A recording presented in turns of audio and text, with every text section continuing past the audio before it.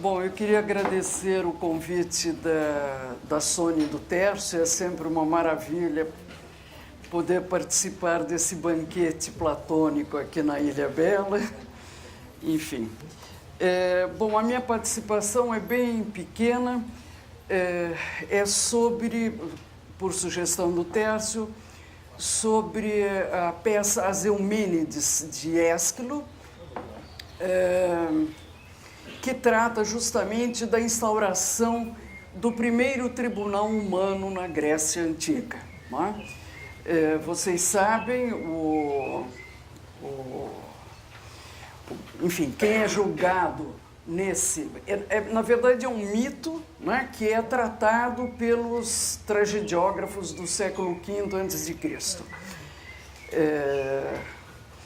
O julgado, quem vai ser o réu, é Orestes, não é?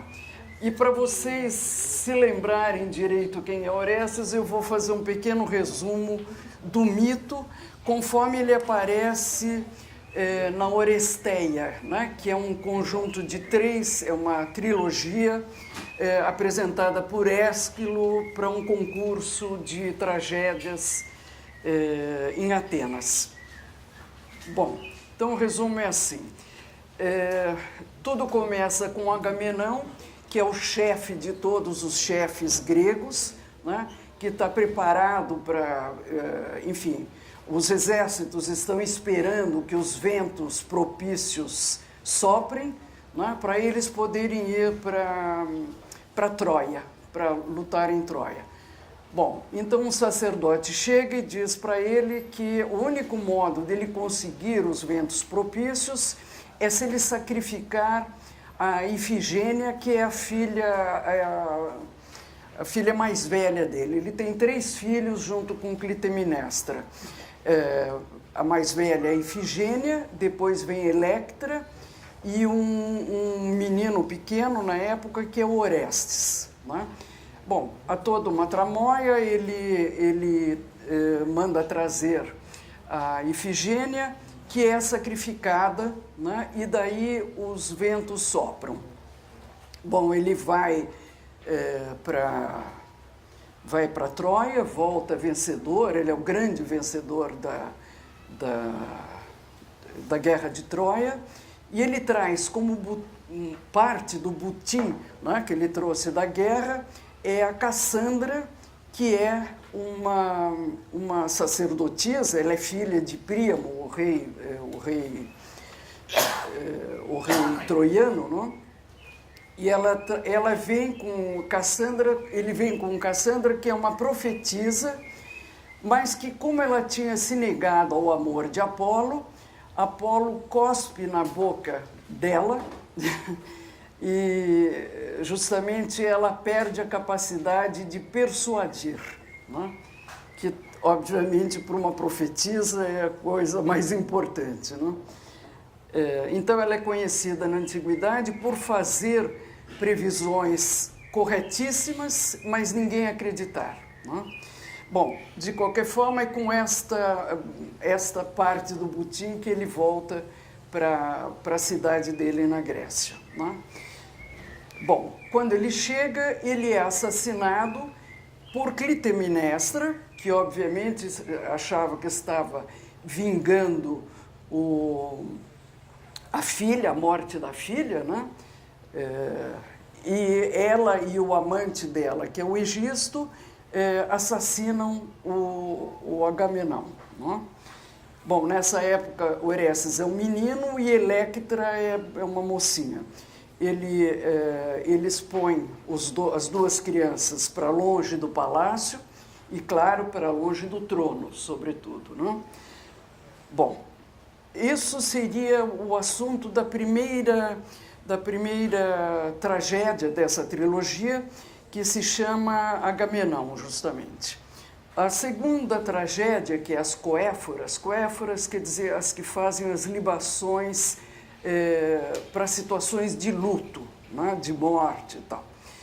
Bom, Orestes volta, já um rapaz, volta a Micenas e diz que ele é um estrangeiro, ele não se identifica como Orestes. né? E ele vai fazer umas orações no túmulo do pai.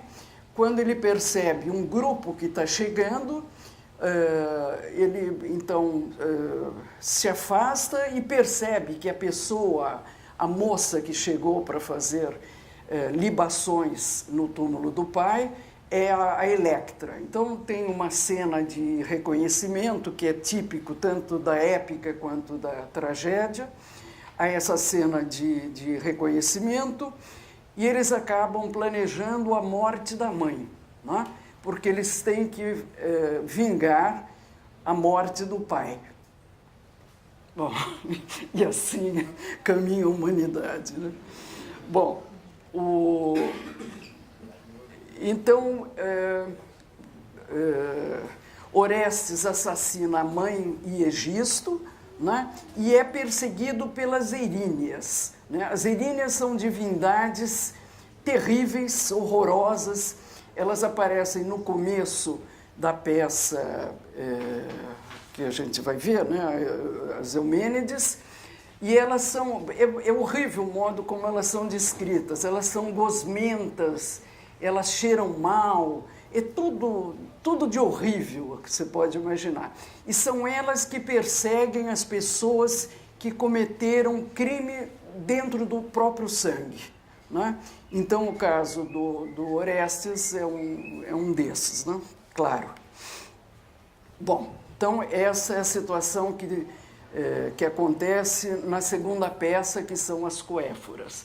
Daí a gente tem a terceira peça, que é as Eumênides, que vai falar justamente sobre um novo julgamento de Orestes, né?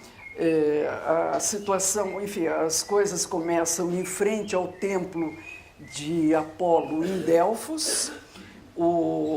As Eríneas estão lá meio descansando, e é aquela coisa horrível, quem vê diz, mas elas não são homens, elas não são mulheres, enfim, é uma situação bastante horrível, impressionante. Bom, e enquanto elas estão lá, aparece Apolo, aparece Orestes, e o Apolo diz que ele já livrou Orestes do miasma, né, da sujeira, né, que tinha, miasma tem a palavra em português, né? A mancha que ele tinha por ter matado a mãe, né? Bom, Orestes nessa situação se apresenta como um suplicante para pedir que ele seja, enfim, que as Eríneas não o persigam mais, né? Que ele seja considerado não culpado, como é que se diz? Inocente. Isso. Not guilty, exato. Bom, então, pelos deuses antigos, havia sempre o tribunal dos deuses. Pelos deuses antigos, ele é condenado. Tanto é que ele é perseguido pelas Eríneas. As Eríneas são divindades muito antigas, né? Bom, então o Apolo sugere que ele vá para Atenas, onde Atena, a deusa Atena, tinha acabado de criar, né, um novo tribunal onde os cidadãos votariam, né? Os cidadãos é que vão julgar. Então, esse novo tribunal acontece perto da colina de Ares, que em grego é Areópago, né? E então por isso que esse tribunal passa a ter o nome de Areópago, né? Bom, ele vai então para Atenas, enfim, tem uma série de histórias, tem todo um movimento de argumentos e tal. Eu vou ler depois com vocês aí esse texto. Onde a gente vai ver parte dos argumentos usados, né, nesse tribunal. Bom, então esse tribunal é escolhido e reunido por Atena, né? Ela que escolhe dentre os melhores cidadãos de Atenas, ou seja, os aristói, né? Os aristói é que dá a palavra aristocracia, né? Que em princípio seria o governo, o poder dos melhores, né? O superlativo, aristói. Bom, ela reúne essas pessoas, começa o julgamento, daí eles vão à votação e a votação é exatamente 50-50.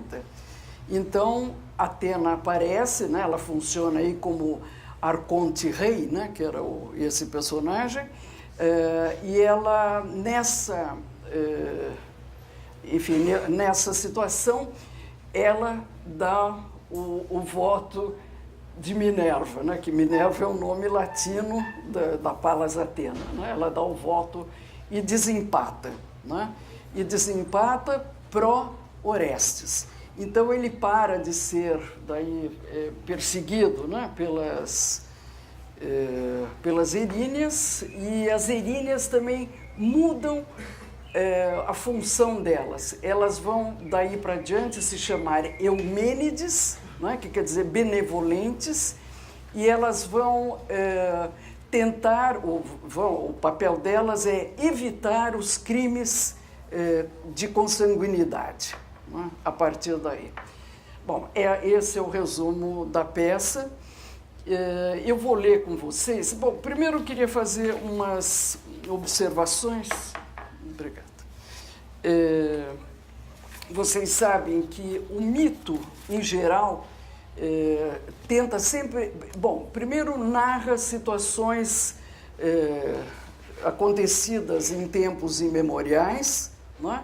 E sempre tenta explicar alguma coisa na sua origem. Não é? Então, a origem dos homens, a origem da organização dos homens, a origem do poder de Zeus, enfim, como é que isso é o poder dos outros deuses olímpios organizado. Explica também, por exemplo,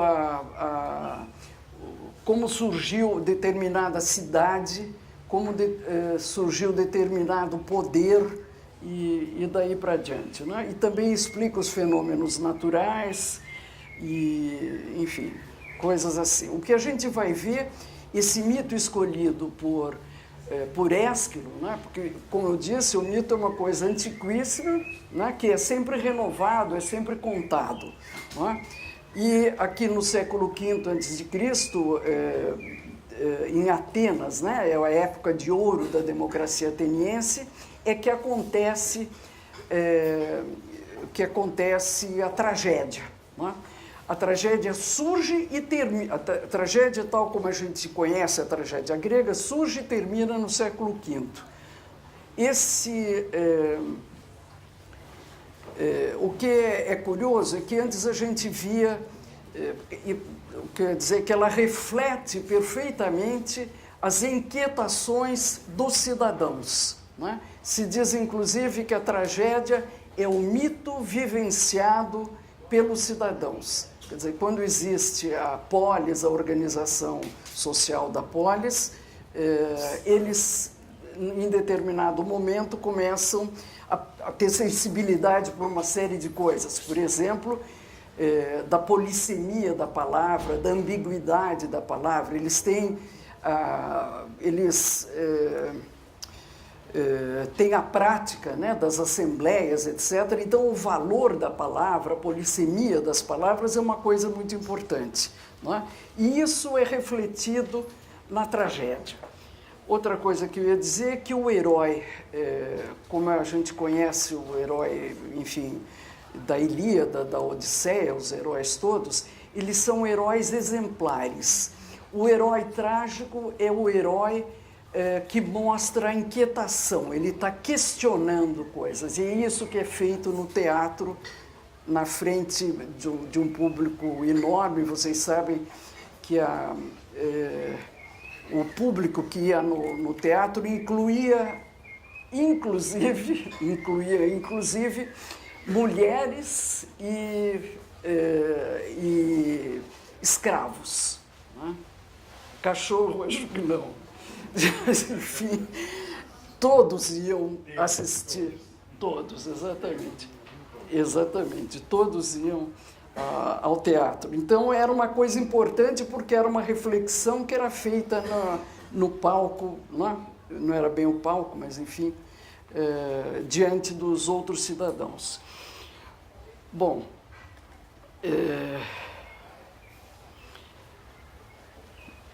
eu vou ler com vocês, desculpem, eu não fiz cópias suficientes, mas acho que dá para acompanhar.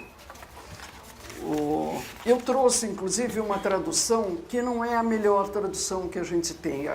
Acho que a melhor tradução da Oresteia é a feita pelo Torrano, né, que é um professor lá da USP, meu colega, que traduziu e publicou pela editora Iluminuras. Se alguém tiver interesse, vale a pena conseguir. Bom, eu vou ler aqui para a gente ver mais ou menos como é que eram feitos os argumentos, né, nesse tribunal. Né?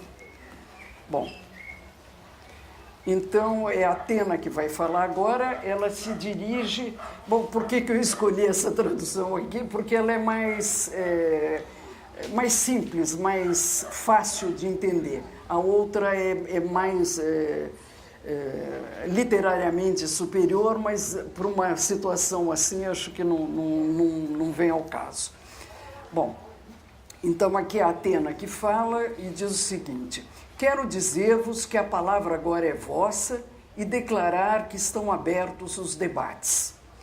Falando em primeiro lugar, o acusador deve instruir-nos claramente sobre os fatos. Vocês vejam que é bastante claro para nós, não é? Daí o Corifeu, que é o chefe do coro, né, que fala em nome das Eríneas, diz: embora sendo muitas, falaremos pouco. E, se dirigindo a Orestes, diz: dá a cada pergunta uma resposta lúcida. Dize primeiro, se mataste a tua mãe. Orestes responde: matei-a sim, e não posso negar o fato. O Corifeu diz: já nos é favorável uma das 3 quedas. Isso é uma referência a uma luta, né, que existe, é uma espécie de luta livre que eles tinham, que se um dos contendores caísse 3 vezes, perdia. Né? Então aqui eles estão contentes porque já caiu uma vez. Né?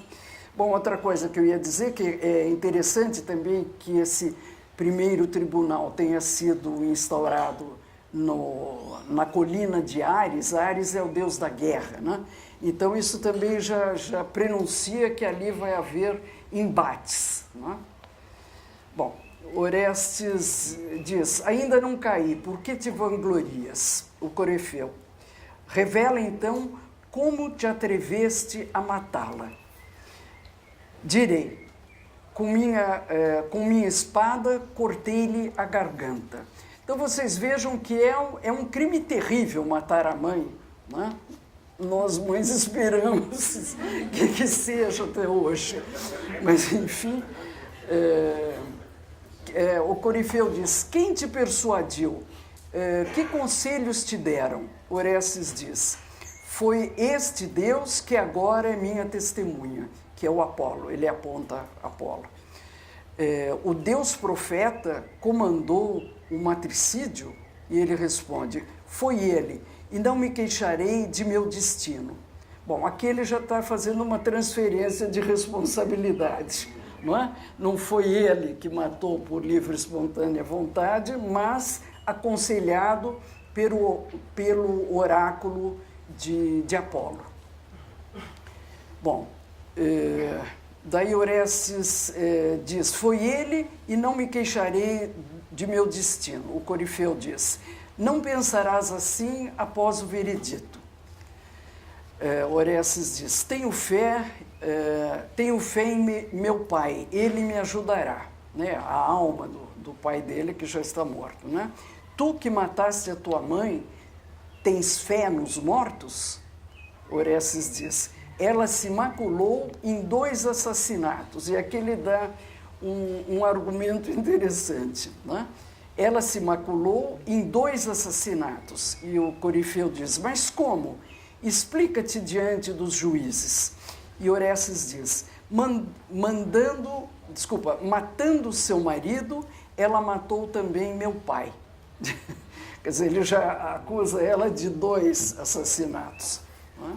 Mas vives, e ela já se redimiu morrendo. Né? Ela já está morta.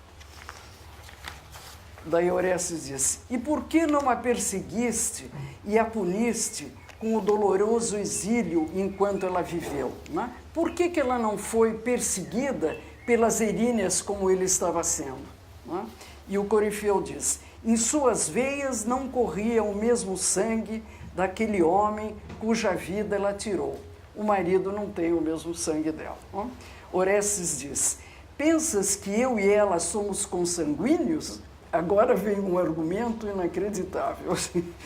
O Corifeu diz, quem senão ela te nutriu no próprio ventre? Renegas, assassino, o precioso vínculo que é o mesmo sangue unindo mãe e filho? Orestes diz, dá-nos agora, Apolo, teu depoimento.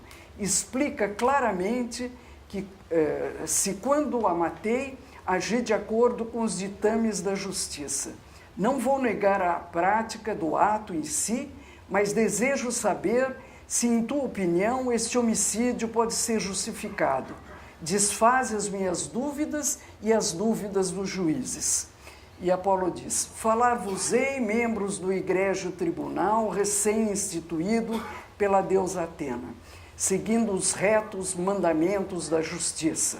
Sendo profeta, ele diz de si mesmo, né? Sendo profeta, não posso dizer mentiras.